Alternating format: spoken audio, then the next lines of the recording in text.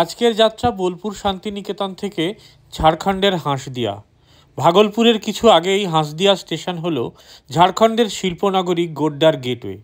যদিও শিয়ালদা থেকে Godda MEMU passenger train চলে, কিন্তু বন্দে ভারত এক্সপ্রেসে যাওয়া একটা অন্যরকম অভিজ্ঞতা। সকাল 7:45 শুক্রবার বাদে প্রতিদিন হাওড়া থেকে ছাড়ে ভাগলপুর বন্দে ভারত এক্সপ্রেস। সকাল 9:13 এবং 9:15 বোলপুর থেকে ছাড়ে। ছাড়ার পরই যাত্রীদেরকে ব্রেকফাস্ট দিয়ে দেওয়া হয়। রামপুরহাটের সময় হলো সকাল 10টা। পরের স্টেশন দুমকা 11:10, তারপরের স্টেশন ননিহাট 11:37 এবং হাঁসদিয়া স্টেশন পৌঁছয় 11:55। এরপরে মান্দারহিল, বারাহাট এবং তারপর ভাগলপুর স্টেশন। মোটামুটি রাইট টাইমে ট্রেনটি আমাদেরকে হাঁসদিয়া স্টেশনে পৌঁছে দিল।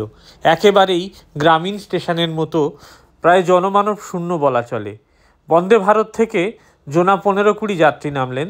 তারপর ট্রেনটি মাত্র 2 মিনিট থেমে এগিয়ে চলল তার পরবর্তী গন্তব্যের দিকে। হাঁসদিয়া থেকে গাড়িতে গোড্ডা যেতে 1.25 ঘন্টা 1.5 ঘন্টা মতো সময় লাগবে।